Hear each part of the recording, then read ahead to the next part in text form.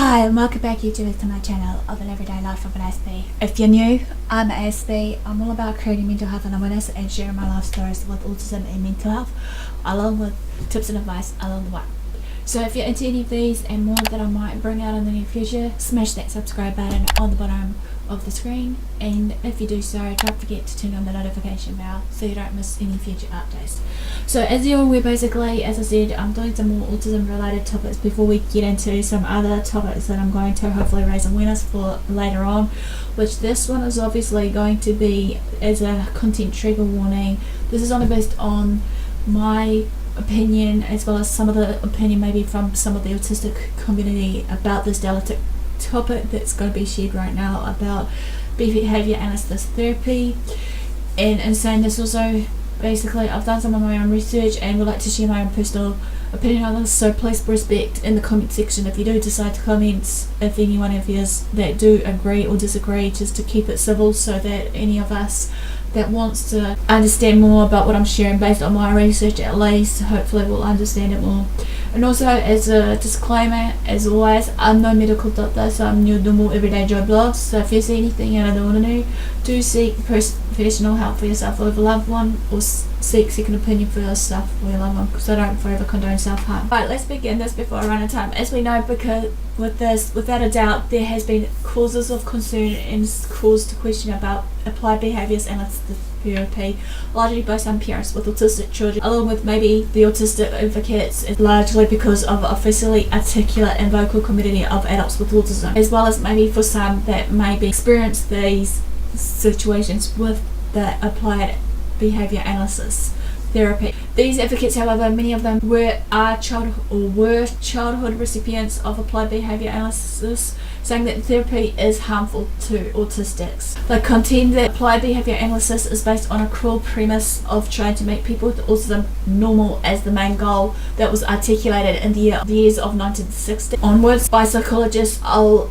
Ivar Lovaas, who developed applied behaviour analysis for autism. What they is the autistic people in the autistic community have advocated for instead is acceptance of neurodiversity. The idea that people with autism, or say attention deficit hyperactivity disorder or Tourette syndrome, so on and so forth, should be respected as naturally different rather than abnormal and needing to be fixed, cured, and the like of what we hear about today from many of us that has experienced through some people that thinks that, autism should be cured or people that are on the spectrum should be fixed, which I have clearly shared about my opinion about this should be cured on one of my videos, which I'll link in the icon above me and in the description below. Sure, it may be working for some children with autism and not for others. As I said before, there's some of the stuff of the treatment and interventions and therapies that I may introduce on this series right now of this may work for you and may not work for me, and vice versa. Some of the things I might give you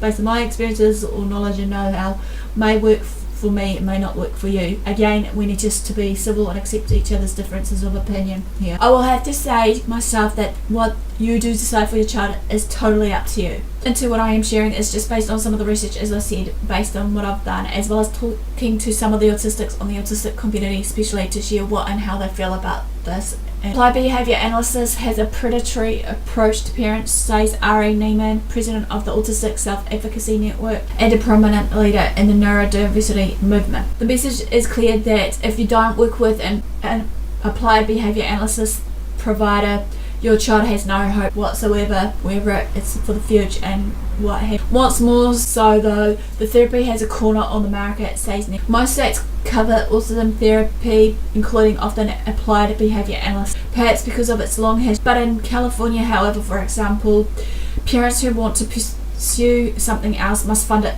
on their own terms and for themselves. Whether applied behaviour analysis is helpful or harmful has become a highly continuous topic through the autistic community, such as a flashpoint that few people who aren't already advocates are willing to speak out about it publicly. Many who were asked to be interviewed for the article of Spectrum News has declined, however, saying they anticipate negative feedback no matter what side they're on of this argument. One woman who blogs with her daughter who has autism say she had to shut down comments on a post that was critical of their experience with intensive applied behaviour analysis program because the volume of comments, many from applied behaviour analysis therapists, defending the therapy was so high. Shannon Des Rosa, co-founder of the influential advocacy group Thinking Person's Guide to Autism, says that when she posts about applied behaviour analysis on the group's Facebook page, she must set aside days to moderate the everyday comments that comes through. Strong opinions on both sides of the issue are abound, however. Meanwhile, many parents like Quinn and Fontaz are caught in the middle. There's no doubt that everyone wants what is right for these children, basically, right?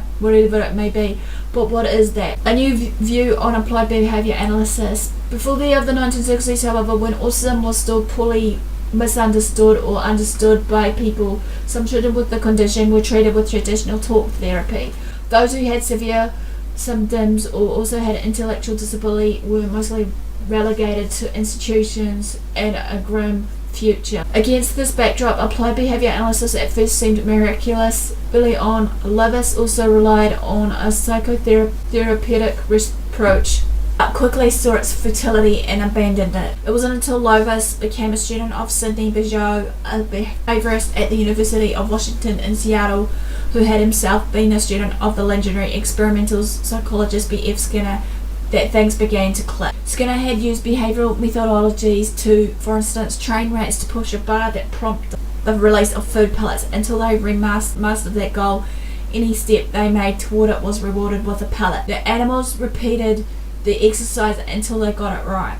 Bijou completed using similar strategies in people, judging that verbal rewards, saying good job for instance, would serve as adequate motivation. But it was Lovaas who would put this idea into practice. In 1970, however, Lovaas launched the Young Autism Project at the University of California, Los Angeles, with the aim of applying behaviourist methods to children with autism. The project then was established the methods and goals that grew into applied behaviour analysis. Part of the agenda was to make the child as normal as possible by teaching behaviours such as hugging and looking someone in the eye for a sustained period of time, both of which children with autism tend to avoid, making them visibly different. Again, I have mentioned about why it's so hard for many of us autistics, hold that eye contact, which you'll see in the icon above me right now as well in the description. If you would like to see that, feel free to visit that and come back to the video or what have you. Lovaas's other focus was on behaviours that are overtly autism-like. His approach discouraged often harshly stimming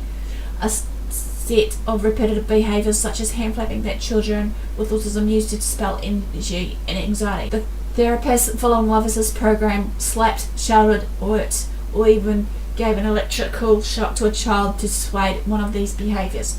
Again, I have mentioned in the playlist about what is stimming and whatnot, which you can find listed above me and below me with the iCard and in the description. The children had to repeat the drills day after day, hour after hour, yet as we know that it's important for us autistics to stim, as this is an outlet to reduce stress and anxiety. In these early years of the 1970s, however, videos of these early exercises has shown that therapists were holding pieces of food to prompt children to look at them, and then rewarding the children with the morsels of the food that was actually supposed to be given to them. Despite its regimented nature, the therapy looked like a better alternative for parents than the institutionalization their children faced. In Lovaas's first study on his patients in the year of 1973, 20 children with severe autism received 14 months of therapy at his institution. During the time of this therapy, the children's inappropriate behaviours decreased. Inappropriate behaviours such as speech, play, and social non-behavioural behaviours has improved, according to Lovaas's report. However, some children began to spontaneously socialise and use language. The intelligence quotients or IQs also improved during the treatment. When he followed up with the children 1 to 4 years later, Lovaas found that the children who went home where their parents could apply the therapy to some degree did better than those who went to another institution. Although the children who went through applied behaviour analysis didn't become indistinguishable from their peers as Lovaas had intended, they did appear to benefit. In the year of 1987, however, Lovaas reported surprisingly successful results from his treatments. His study included 19 children with autism treated with applied behaviour analysis for more than 40 hours per week. During most of their waking hours for many years, he wrote, and a control group of 19 children with autism who received 10 hours or less of applied behaviour analysis.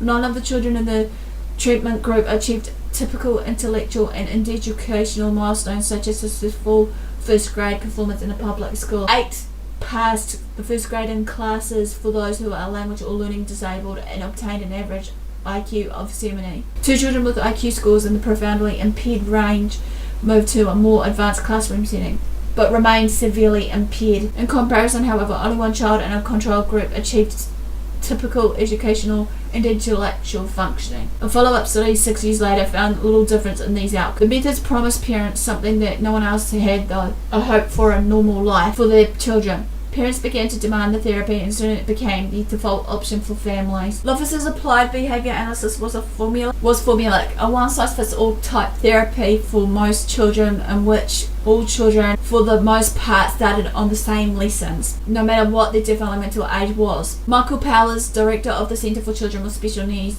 in Glastonbury, Connecticut, started his career working at a school for children with autism in New Jersey in the 1970s.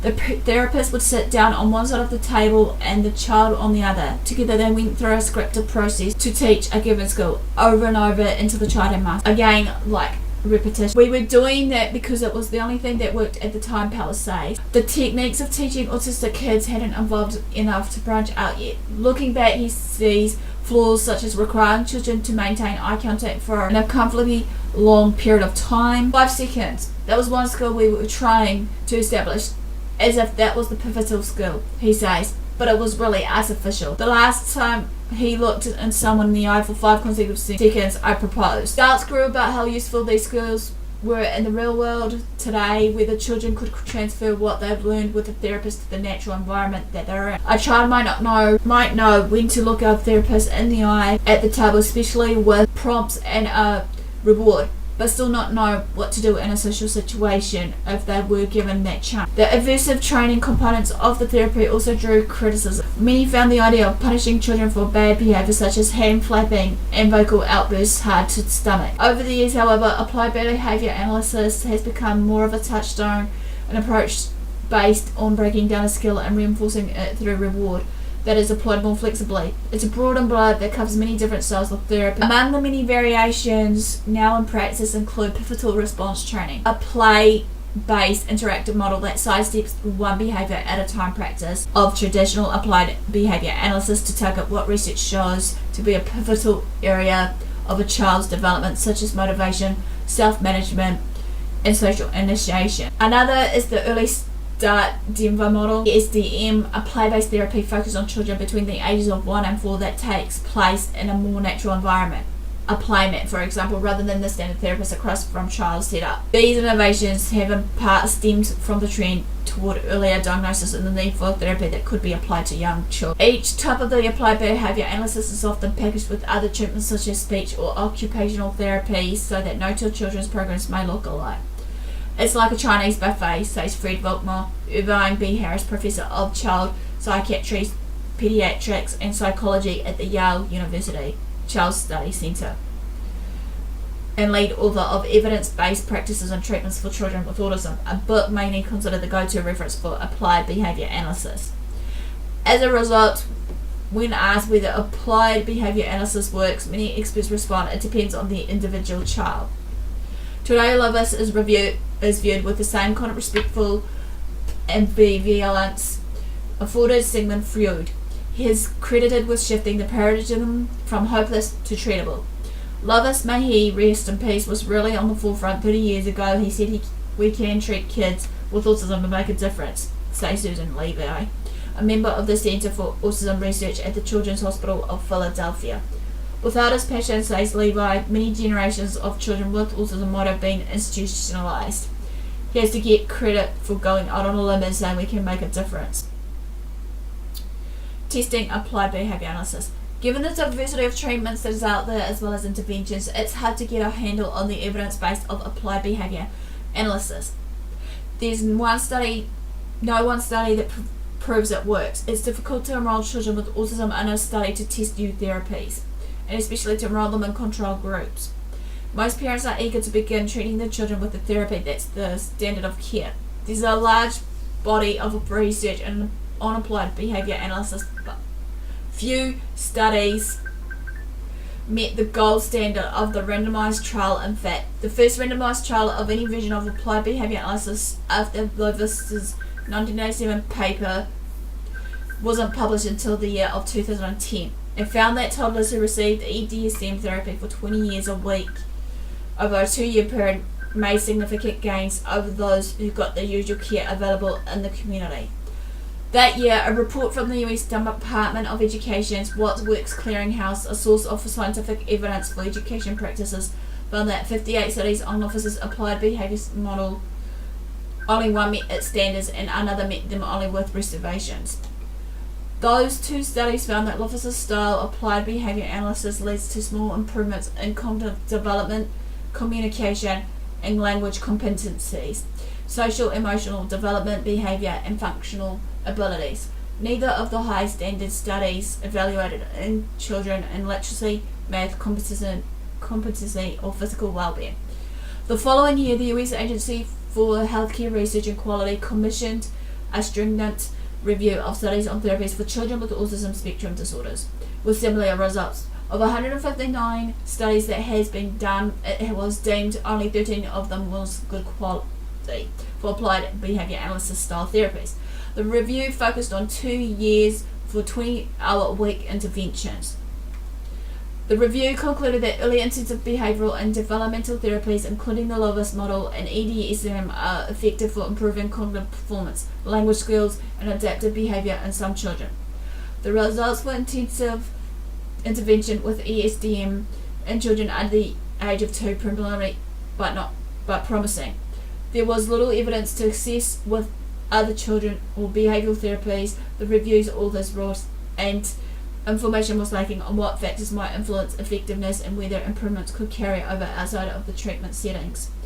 Lovaas, who served on the review's expert panel, says, although the evidence in favour of applied behaviour analysis isn't all of the highest quality, the consensus in the field is that applied behaviour analysis-based therapy does work. There's a lot of good clinical evidence that's effective in helping little kids learn new skills and can appropriately intervene with behaviours or characteristics that may interfere with progress, said Levi. There are also other types of applied behaviour analysis that might be more appropriate for older children who need less support, she says.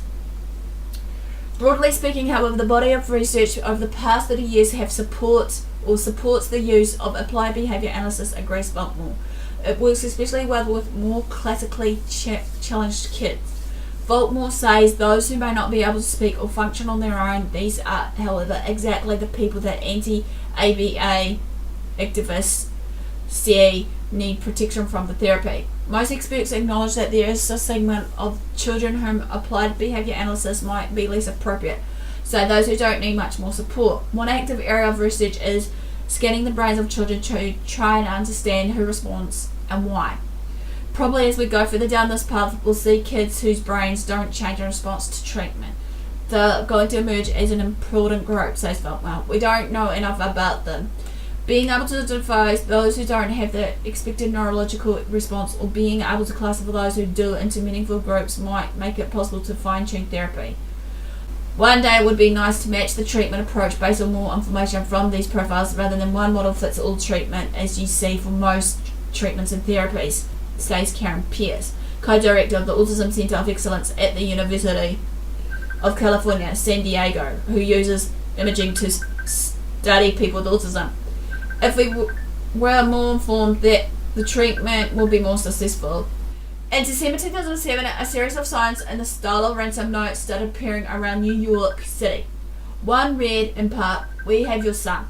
We will make sure he will not be able to care for himself or interact socially as long as he lives." It was signed Autism. The sign and others were part of a provocative ad campaign by New York University's Child Center. The campaign unintentionally provoked an onslaught of criticism and ranged from some advocacy groups against the center, which offers applied behaviour analysis. Many of the vocal activists once received applied behaviour analysis and they reject both the therapy's methods and goals. Neiman, then a college student at that time, was at the forefront of the pushback. One major criticism of applied behaviour analysis, the continued use of aversive therapy, including pain such as electric shock, to deter behaviours such as self-injury. Neiman cites a 2008 survey of leaders and scholars in the field of positive behaviour interventions, applied behaviour analysis techniques that emphasise desirable behaviours instead of punishing disruptive ones. Even among these experts, more than a quarter regarded electric shock are sometimes acceptable, and more than 1/3 said they would consider using sensory punishment. Bad smells, foul tasting substances, or loud or harsh sounds, for example, Neiman calls these numbers disturbing. The core problem with behaviour analysis is that the focus placed on changing behaviours to make an autistic child appear non-autistic instead of trying to figure out why an individual is exhibiting a certain behaviour, says Reid, a young man with autism who had the therapist between ages of 2 and age 5. Because of the controversial nature of applied behaviour analysis to protect his privacy, he was asked that his full name was not to be used. The therapy was effective for Reid. In fact, it worked so well he was mainstreamed into kindergarten without being told he had once the diagnosis, but he was bullied and picked on at school and always felt different from other children for reasons he didn't understand until he learned in his early teens about his diagnosis. He'd been taught to be ashamed of his repetitive behaviours by therapists of his and later by his parents, who assumed to just follow the expert's advice. He never realised there were signs of his autism. Reid says he's worried about applied behaviour analysis forces children with autism to hide their true nature in order to fit in. It's taken me a long time not to be ashamed of being autistic, and that only came because I got the chance to learn from other autistic people to be proud of who I am. The middle ground between critics and supporters of applied behaviour analysis, says John Alden Robertson, selling author of Look at Me in the Eye, who was diagnosed with Asperger's syndrome at the age of 40. Because of his late diagnosis, Robertson didn't receive applied behaviour analysis himself, but he has become involved in the issue on behalf of those who do. He envisions a place for applied behaviour analysis for people with autism as long as it's done well. That means a focus on teaching skills rather than efforts towards normalisation and suppressing autism-related behaviours, helping a child who couldn't communicate begin to talk and engage with other kids at school, for example. That is life-challenging in a good way, he says. Ditto. Applied behaviour analysis therapist who helps a high school or college student become more organised. The emphasis should be on learning to function in areas the individual chooses, not on changing who or she or he is, Robertson said. This approach will require oversight from people with autism, said Robertson. Applied behaviour analysis programs and practitioners are going to need to accept guidance from adult versions of people they propose to treat, he says. What was not clear in the past is that we are the clients. We should have a say in what happens. Advocates say scientists also need to be open to the fact that applied behaviour analysis might not work for all. There's increasing evidence, for example, that children with apraxia or motor planning difficulties can sometimes understand instructions on a request but may not be able to mentally plan a physical response to a verbal request. Ido Keita, who at 16 published his own memoir, Ido in Autism Land, climbing out of the autism silent prison, writes on his blog that he spent the first half of his life completely trapped in silence. Keita received 40 hours a week of traditional applied behaviour analysis therapy in addition to speech therapy, occupational therapy, and music therapy, but he still couldn't speak, communicate non-verbally, follow instructions or control his behaviour when asked, for instance, to pick up the correct number of sticks. Keita understood the request but was unable to coordinate his knowledge with his physical movement. He was humiliated when the applied behaviour analysis therapist reported that he had no number sense. Many researchers who study applied behaviour analysis welcome input of the voices like Keita's. I feel like it's the most wonderful, amazing thing to be able to talk with adults with autism about their experiences, says Annette Estes, Professor of Speech and Hearing Sciences at the University of Washington in Seattle. We all have a lot to learn from each other. Estes led 2 studies of ESDM for children with early signs of autism. She says the worst stories she has heard are not from people who had traumatizing therapy but from those who got no therapy at all. They have horrible memories of being bullied at school and having no one to help them or include them or to help them make friends or handle tricky situations, she says. I get letters from people begging us to expand services to adults to help them learn how to date and be less lonely and isolated. To end this quickly, there's not likely to be an easy end to this discussion, and in the meantime, parents must do what best they can for their child if this therapy and intervention or me are like these. So this quickly ends my video. Hopefully you liked this. Smash the like if you did. Comment below if you want to share your story about this, how you feel about it and whatnot. And if you do so, anyone else that decides to comment, remember to be respectful in the comment section. So I know for the guys, thanks for support, thanks for watching. Do what love what you do. Until next time, I'll see you again soon. javelin. Saying this, don't forget that I have got a merch store that I'm trying to hopefully add a bit more style designs in the next 2 months or so. It is that they're using as a form of the platform on YouTube, Twitch, or wherever else they may likely to fly about. Basically, the Patreon account. For those of you who are new today, Patreon is like a subsidy account for us creators, be it music creators, content creators that are doing mental health or water form. A bit about giving back to you guys when you do support, so if you feel to donate to me, big or small, no pressure basically, but it'd be much appreciated if you did.